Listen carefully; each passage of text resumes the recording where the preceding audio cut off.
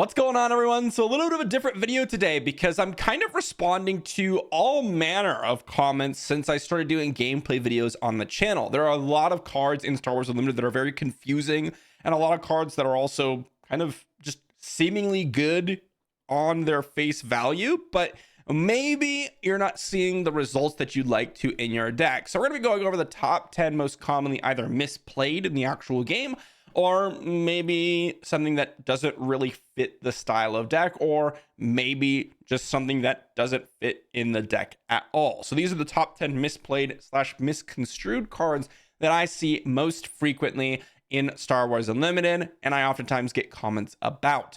Now, before we talk about those top 10, just a quick thank you to my patrons. We'll be doing viewer games every week. Got a schedule set up now, so if you guys want to check that out down below, and enter, you can go ahead and do so. And I have a TCG player link in the description down below. Be sure to use that for any of the cards you're going to be picking up for Star Wars Unlimited. And let's dive into the top 10 most commonly misplayed cards. The first card we got to talk about is the Darksaber. Now, this one is most commonly seen, at least in terms of the most competitive option, in Sabine Green. It's a 4-costed upgrade, which is pretty pricey. +4/+3 is its stat line. You can only attach it to a non-vehicle unit, and you can actually ignore its aspect penalty if you play it on a Mandalorian unit. So you sometimes see it in like Bo-Katan Blue. And the attached unit gains on attack give an experience token to each other friendly Mandalorian unit. But to be honest, that text box really doesn't matter. In fact, you're really just using it for this massive stat boost and the fact that it works so well with the Sabine flip turn, because that's where you're seeing the Darksaber mainly played. In fact, if you look like basically any of the competitive lists that have top 8'd, the only place you're seeing this in Sabine is in Sabine Green. And really the only time you're seeing its power level be shown is when you flip Sabine and just attack in for immediate massive chunks of damage, and you're able to keep your Sabine leader alive. The reason why this card is so powerful is it prevents your opponent from really dealing with the Sabine leader easily. There's a lot of ways that you can kill a Sabine leader. Since she's a 2/5, it gets takedown, it can get rivals falled, it can just die from like a force choke, it can get killed by some random unit oftentimes. The Darksaber puts it out of range of most of those options. You can't, well, fellow the dragon it, period, because it's a leader unit. You can't take down it because it's no longer 5 toughness. You can't kill it with a normal unit, usually, because it's got massive power now with 6 power, while also having an 8 toughness stat line. Overall, it's tough to deal with the Darksaber. But the reason why it's on the list is because I see it so frequently, people just play the immediate 3 of in Sabine Green and rely on the Darksaber immediately on the Sabine flip turn. And the problem with that is there are ways to deal with the Darksaber, and more specifically on a Sabine leader. There are rivals fall, so if your opponent is ramping at all and gets an early rivals fall, it could be a little bit dangerous. However, in some cases, you can even bypass that because rivals fall is so expensive. But there's also a lot of ways to deal with upgrades themselves. Someone can play a disabling Fang Fighter in response and just kind of get in massive value. So the way you should be playing this card is in response to kind of what your opponent's attempting to do. If your opponent is holding up a couple of resources for your Sabine leader and maybe they passed, or maybe they didn't even pass, but you know they have resources for certain cards, you really shouldn't be going all in on the Darksaber and try to rely on some of your other units or other potential upgrades if you're playing like Inspiring Mentor to not get hit as hard with the upgrade cost, right? Because if you're investing 4 resources on the Darksaber and your opponent answers the Darksaber immediately without you actually attacking with Sabine leader, that can sometimes put you in a spot where you're not going to win that game. At the same token, that's why oftentimes you only see 1 to 2 copies. In some matchups, you'll run a couple of those in the sideboard, and that's where this card usually ends up being extremely powerful, is in some matchups, you just want to get the Darksaber on Sabine, get in like 1 to 2 additional attacks with Sabine, and that's good enough to close out the game. And in other matchups, it's one of the worst cards you've seen because they just immediately deal with that upgrade and you lose all presence on your board. And you've also lost this massive upgrade you didn't get any damage in, and that could be pretty brutal. So you really got to make sure your opponent kind of cleared the way for you if you want to go all in on the Darksaber. And you need to make sure that you're not playing against any sort of upgrade heavy, or rather upgrade destruction heavy list, or an opponent that can really easily deal with the Sabine leader. as that's really what you're going to be working around. Next one up is, well, a card we just talked about in relation to the Darksaber. It is Rivals Fall. This is a 6-costed event in Vigilance, and it just defeat a unit. You can defeat leaders, you can defeat any unit in the game that is on the battlefield. Pretty straightforward. It's a pretty straightforward card, but it's very expensive. However, the reason why it's on the list is because I see so many people focused in on the versatility of this card and kind of view it as defeat a leader. There are so many times when people will hold up resources and not actually deal with my leader. Like, let's say I'm playing Boba Fett, or let's say I'm playing, I don't know, Palpatine or Jabba or whatever. People will go ahead and use Rivals Fall exclusive kind of on the leader, no matter what the state of the game is. This is a defeat a unit card, even though the leader is something that's usually a little bit harder to deal with. Like, you don't have as many options. There are sometimes more powerful threats, and in some cases, relying on a 6-costed event to take up your entire turn 5 to defeat a single unit is just too expensive. Oftentimes, I'll see a full playset of this card in a lot of Vigilance decks, and usually this kind of sometimes relies on or falls down to like 1 to 2 copies in a list because it's just that expensive. The versatility is nice if your opponent's going all in, like they do that Darksaber play as I mentioned earlier, or they put a bunch of upgrades on something. Rivals Fall is a nice answer to that, but you don't want to be relying on this as your kind of catch-all and trying to recover back into the game. A 6-costed event is extremely expensive, and it's actually not that powerful when you're looking at kind of the state of the game where most soft control or even more mid-rangey decks like Han Blue enter. And that's also why you don't even see in most deck lists a single copy of Rivals Fall, and it's more often relegated to the sideboard, because when people do go all in on those upgrades like Darksaber on Sabine, then Rivals Fall is a good catch-all, but usually you're not dealing with some random leaders like Boba Fett leader with Rivals Fall. You'd rather just play your more important threats on curve rather than relying on this 6-costed event to bring you back into the game. The next 1/2 we're going to talk about is actually a combination of Poe and Wrecker. Now, the reason why they're in the same category for me is because these cards oftentimes get played in the same deck where it doesn't really fit. The perfect example of this is something like a Leia Red list. Now, you can play Poe Dameron and you can play Wrecker, and these cards can do some work for you. I'm not saying that these cards are unplayable, but generally speaking, these cards, and the reason why they're so powerful, are either A, you can kind of cheat the cost on them a little bit, B, you have a very powerful mid-range strategy that you're trying to go for, or C, you are playing with Energy Conversion Lab. Sabine Green, while being an aggro deck, it's actually a little bit more expensive than we were used to in set 1. It plays the full 3 of Poe Dameron and Wrecker, and in some cases you get to 7 to 8 resources in the deck, and that's what you're looking for. And that's mainly because you have Poe Dameron and Wrecker in your deck, and you're looking to timely intervention them out, because the ability to immediately attack with these cards when you play them is what makes them the most broken cards, arguably, in set 2. It also is what makes Sabine Green the powerhouse that it is. Your opponent playing their Han leader, the new Han leader, let's say, or even the old Han leader, having that 4/6 or 3/6 body coming down, and then you immediately ECL or timely intervention out of Wrecker to hit their leader, but also hit their base for 6 points of damage. This reach gives that extra angle to Sabine. Playing these cards and going down a resource oftentimes isn't worth it in other decks, even though you do get that 5 damage with Wrecker, or you're just playing that Poe Dameron, because there's other ways to either go wide or abilities to kind of just get in immediate damage. Things like Sabine Yellow is a perfect example. That's much more hyper aggressive and much more about going wide or going evasive, such as space, where Poe Dameron doesn't actually fit all that well in those decks.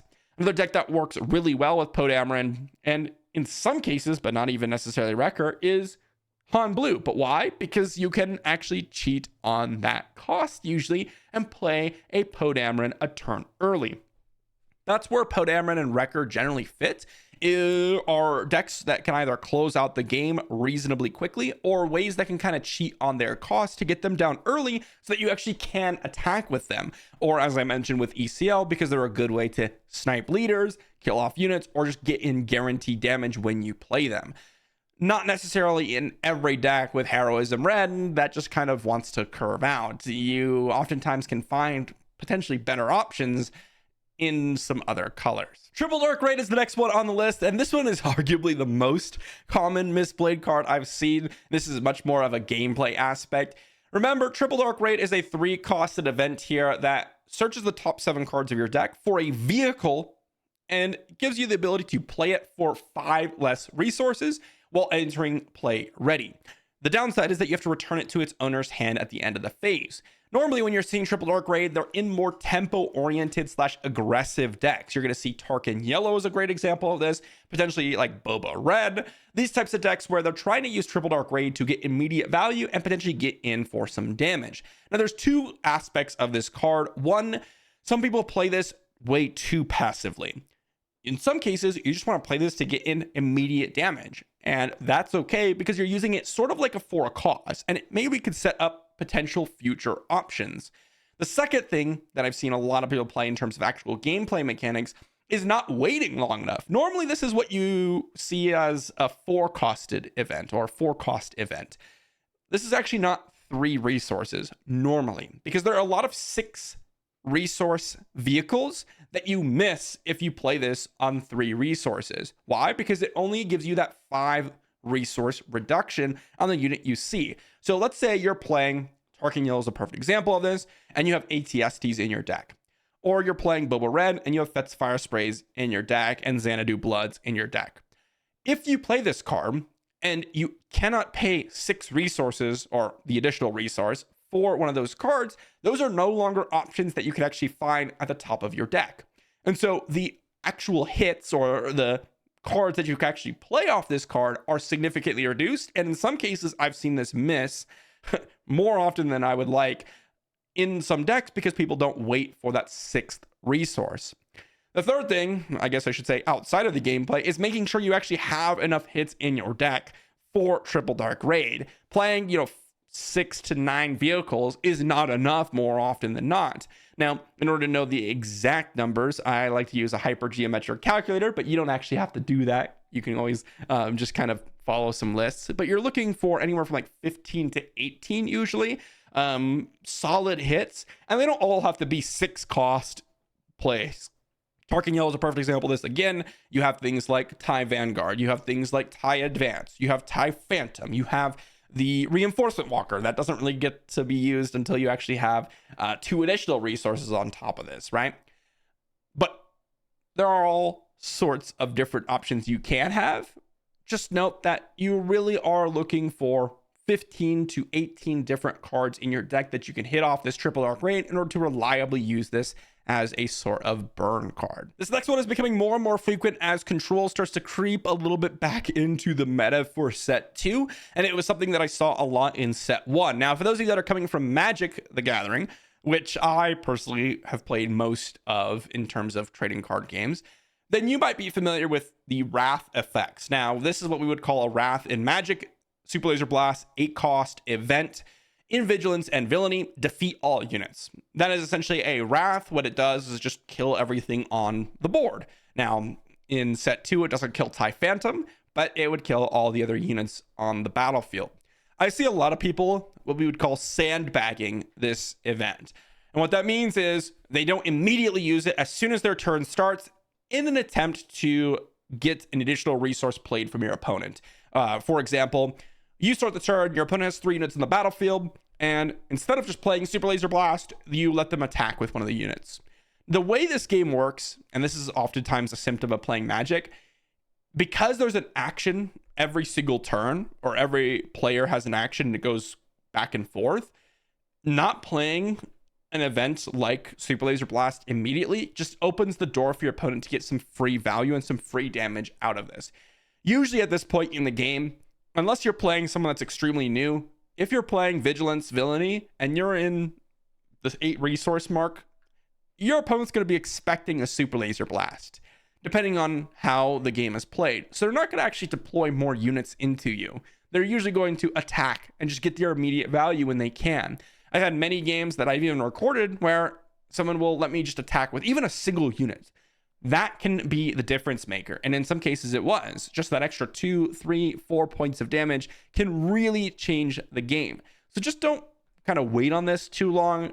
It's very, very obvious when you're playing against these types of decks, and your opponent's going to be expecting those Superlaser Blasts. Spark Rebellion is probably the one I've gotten the most comments about, because you'll see me a lot of times saying, oh, they played a Spark Rebellion on turn 1. Love that. We're in a good spot. And yes, the game can come down to something as simple as a turn 1 play or a turn 2 play. Normally, when you're seeing Spark Rebellions played on turn 1, you're going to see them in the more tempo-oriented shells, such as Han Yellow, Sabine Yellow. That's more of an aggro shell, but basically the more aggressive heroism yellow decks. And what those decks want to be doing is putting on early pressure and then following that early pressure up with disruption. And this is a form of disruption.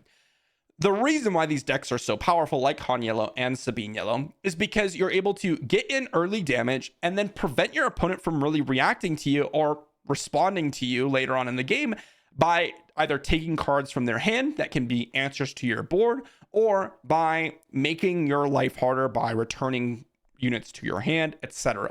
Spark Rebellion is a great example of that. This is a card that you should be using on turn 3s, turn 4s, maybe even turn 2 at the earliest, in response to something that your opponent can do. Turn 1, you go something like A-Wing, let's say in Sabine Yellow, and suddenly you got 3 power on the board. And you think on turn 2, your opponent could play a power of the dark side. That's what they're setting up for. Well, guess what? You Spark Rebellion, you take their power of the dark side, and suddenly they can no longer deal with that unit, and maybe they just wasted 3 resources. On the other hand, if you go turn 1 Spark Rebellion, and you take their turn 1 play, well, guess what? They don't really care about that normally, because you are the aggressor in most of those scenarios. When you are playing Spark Rebellion, you're normally in the decks that need to close out the game quickly, so that usually favors your opponent. So just remember, whenever you're playing these more disruptive options in your more aggressive decks, and again, every deck is different. So if you're playing Spark Rebellion in a more mid-range like Luke Yellow shell, maybe things will be different with Spark Rebellion. But normally, if you're playing like Han Yellow or Sabine Yellow, which is where you see this card most often, you don't want to be playing this in the very early turns in the game. Instead, you want to play it a little bit later when you have the option to take something that can really mess up your board, and that can allow you just to get in, well, maybe 3, maybe 4 points of additional damage, and those can be the points that really shift the game in your favor. Cunning is the next card up, and it's very similar to Spark of Rebellion in that a lot of people use it as more of a pure disruption element rather than actually kind of comboing with some of the other options that you have. And I'll explain more what I mean in just a moment. This is a 4-cost event with double Cunning as its aspects, and you have 2 options of the 4 that it gives you on the card. You can return a non-leader unit with 4 or less power to its owner's hand. You can give a unit +4/+0 for this phase. You can exhaust up to 2 units, and you can make an opponent discard a random card from their hand. The mode that I use the absolute least is that last mode.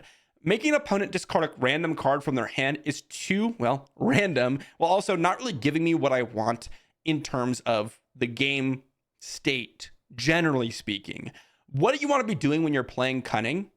Assuming you're playing Boba Yellows, Han Yellows, because that's where this event comes in on 4 resources, this is the most scary, is you want to be putting in pressure, and you want to be disrupting your opponent from preventing you from actually going ahead and getting in that damage. So normally, the 2 most used modes that I use are going to be the +4/+0 and returning a non-leader unit with 4 or less power. If you think about kind of how this generally plays out, you're going to be playing a unit on turn 1, a unit on turn 2 with both Han Yellow and Boba Yellow, and then on turn 3 is where you put in your disruptive element. That could be Kira, that could be Cunning, that could be something else, like maybe a Forlom Ambusher, whatever it is, or, you know, even a Waylay. That is what you're trying to do. Put on early units and then back that up with disruptive elements. And so normally, if your opponent's playing kind of a standard deck, they're going to be playing a unit, maybe trading with one of your early units, and by the time you have a Cunning out, you are going to be able to kind of guarantee that a unit's damage. And so a mode that I'm really going to be looking forward to using is that +4/+0, kind of using this as a big burn spell while also setting your opponent back. And that is where the true strength of this card lies. In some cases, I will also use the exhaust up to 2 units, but normally that +4/+0 is a critical part on how you can finish the game by turn 4s, turn 5s most frequently. And even better, if you can wait a turn and maybe get a leader down so you can guarantee that damage, because leaders are much harder to kill, generally speaking. So you can get that +4/+0, it's even better.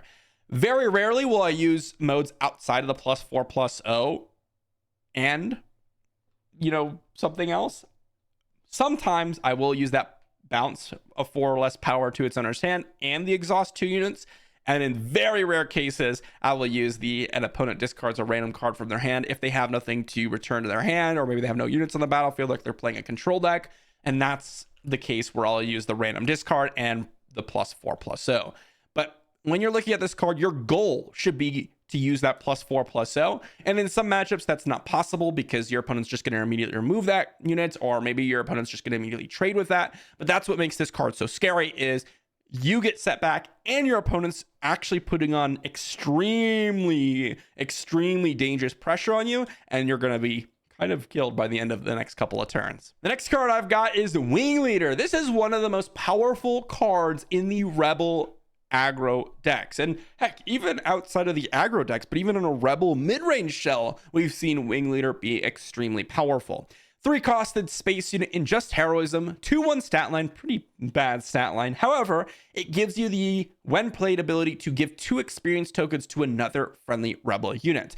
So normally this is only in Rebel decks because you'll need 9 to 12 Rebel units on turn 1 potentially to get a nice Wing Leader off of it, because if you're just playing this as a 3-resource space unit for a 2/1 stat line, it is pretty bad.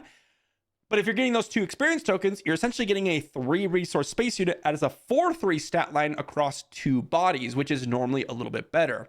However, there are a lot of situations where I see players kind of preserving their late game plays in their hand in order for them to kind of have the dream curve while sacrificing other 3-drop potentials. And what I mean by this is, let's say you have a hand where you have, again, the 4 cards in your hand when you start off the game is a 2-resource play. Let's say Sabine Wren unit.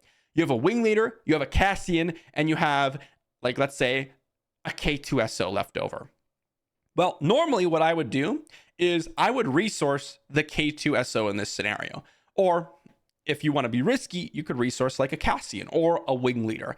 But the 2 cards that I would not resource ever, Sabine Wren, because you need a turn 1 play, and Cassian. That's what I would personally do, because if I am left with just Wing Leader and just K2SO in my turn 2, if my opponent kills my Sabine Wren, which is very possible to be doing, then I'm stuck with a 2/1 stat line in space, which is A, really easy to kill, and B, not really that much pressure in the battlefield.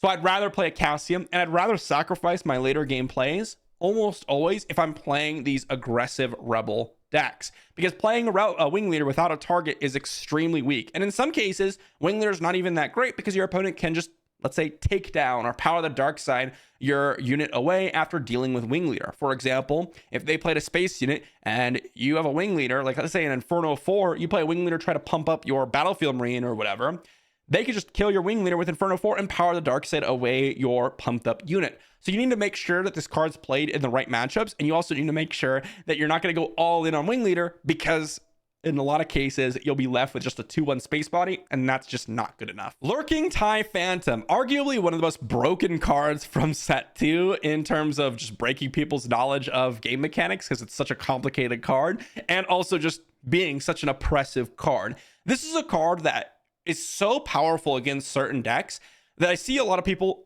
just play too early, which is a little bit counterintuitive. Like, some of these cards, it makes sense. Oh, I want to wait a little bit, or I want to have multiple options just in case my conditions aren't satisfied, like Wing Leader, for example. Obviously, if you're only able to play it and you don't get the when played trigger, most people know that that's not really that great of a play.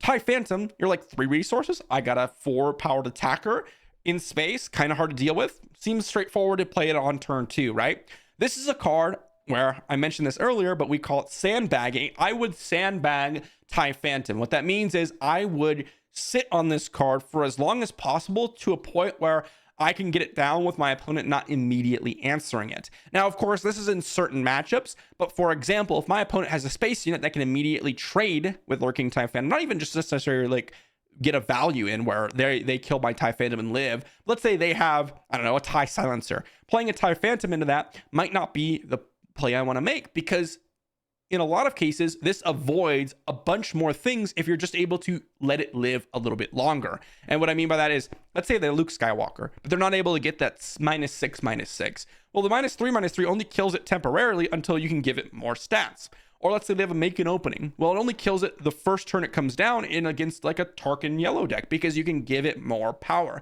And normally when you're playing Lurking TIE Phantoms, you have other ways to kind of give it more stats. And that's where it becomes really powerful. If you're playing Tarkin, this is a perfect example for you, because you have options to give it an experience token kind of regularly. And if you're playing it in maybe a Boba red deck and you're relying on some Imperial synergies, well, if you have a TIE Advance coming, well, that's going to get out of range of other things that can kill it immediately. This is a card where you really, really want to make sure that you can keep it alive in certain matchups. In other matchups, like against Cad Bane, for example, you could just play this and just absorb all of your opponent's triggers. But there's also a card that you might want to consider not resourcing ever, even if it's later on in the game, because it can kind of do some surprising things. Keep an eye on this one, because this is a card where stalling out to play it usually provides you more benefits than just getting it down early, which is not usually the case in a lot of the situations for these cards. The last one we got to talk about is once again a card that's popping up more and more as we're starting to see more soft control decks in the meta. Kira Green is a perfect example where this card could be relevant. Same with things like Hondo Green or Hondo Blue, Krennic Green even. This is a very powerful card, the client being a 3-resource Vigilance Villainy 2/5 shielded, but with an action to choose a unit and give it a bounty, heal 5 damage from a base.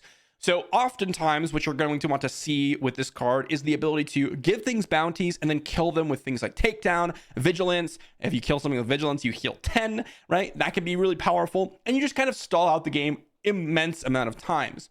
However, you must know that this is a card that's usually a pretty high target for a lot of decks if it matters to them. Like, let's say you're playing the soft control mirror, like Kira Green versus Kira Green. Well, in that case, the client doesn't usually matter nearly as much, because your opponent's not afraid of kind of getting into the late game and battling it out with you. Or if you're playing against Hondo Blue, for example, they don't really care about the client because they're trying to set up their resources as well. But if you're playing against Sabine Green, double yellow Han, double yellow Boba, the client is usually something that they have to deal with, and maybe they'll bounce it to your hand, maybe they'll kill it. But I see a lot of people focusing purely on the bounty aspect of this card. Remember, it's a 2/5 shielded, and you could just start attacking with this card. And usually it's better to just attack with it and maybe build out your board, especially in these soft control decks where you have things like Lieutenant Childson, the Lom Pike to follow up the client. And you can just deploy things to the board, which usually gives you a better advantage than trying to slowly remove things and heal up slowly. That ends up being oftentimes a way you could get yourself in a lot of trouble, rather than, let's say they have a crafty smuggler. You're like, okay, I'll just attack your shield with a client. No big deal. Or let's say they have, I don't know, like a 4 toughness unit. Just attacking it with a client and getting 2 damage on it is pretty relevant in some cases, because then it gets killed by Vigilance. Or you can just attack it again with the client, and maybe your opponent sees that and they're gonna be like, I need to deal with this client immediately rather than waiting a little bit longer on it. And heck, if you have another unit on the battlefield, it also sets up for the client as well, because now you have more options to be able to claim that bounty. Like, let's say your opponent goes ahead and either heals up their unit, gives it experience tokens or whatever. Maybe it'll get out of the way for that bounty. And even if you're able to play a bounty or put a bounty on something and you're able to kill it despite what your opponent does, they're still going to be able to get in for damage if they decide not to do that, because they know that you're putting a bounty on that unit, and that's going to be the unit that you're wanting to kill. And in some cases, that's okay because you're going to heal 5, but maybe it's a 4-powered attacker and you could have just killed it immediately, so you didn't even take 4 damage, and then you could have dealt with another unit or attacked another unit with the client. And so yes, your net 1 heal in terms of if you put that bounty and killed it, but now instead of doing that, you put damage on that second unit and you've already killed that unit with another removal spell like Takedown, for example, and you're kind of ahead on board because of you putting damage into their units and not worrying about the bounty aspect of this card. Just treat this as, well, potentially just an aggro threat. 2/5 shielded body. It's hard to deal with. Attack some people with it. I promise it will not die as easily as you think. So overall, that's going to be the top 10 cards that I see most commonly misplayed, especially in the games that I've been playing on the videos or just in general on Carabast. I'd say the most punishing ones are certainly the ones that rely on more tempo advantages. Things like Triple Dark Ray, where you're trying to get in damage and just kind of carry that into an early finish, or things like Spark Rebellion or Cunning, where you're trying to disrupt your opponent alongside putting on pressure. These are the decks that, from my experience in basically all of card games, are oftentimes the hardest to pilot, because the mix of when should I attack and put in more pressure, or when should I go for most value, or when should I disrupt my opponent, all of these kind of questions loom in your mind, and usually following some like common themes can help you. And one such thing is make sure you have pressure when you're playing cards like this, or try to put on more pressure if you can before trying to disrupt your opponent. Or if you already have pressure, now's the time to disrupt. But of course, making sure you're playing your control cards correctly, like Superlaser Blast, and well, just biting the bullet and just casting it immediately, or making sure you're comboing your Rebel cards or playing Poe Dameron and Wrecker in the right scenarios, all can help you out a lot. And of course, there are exceptions to everything that I've talked about today. These are just general rules of thumb that people have been asking me about, like what are my thought process when I'm seeing certain things happen. You could be playing Poe and Wrecker in Leia Red if you want, and you probably can get some good results for it. It's just something that you might want to consider testing out before you commit to, okay, this is a rare, this is a legendary, they're good, probably the best cards in the entire deck of Sabine Green. Why not run it in something else? There are reasons as to why, and if you haven't met those criteria, then you might not be able to get as much value from all the cards on the list. But make sure you do your own kind of thoughts and own practice with all the different cards that I'm talking about here. Thanks for watching, everyone. Hopefully you enjoyed, and I will see you all for a video soon.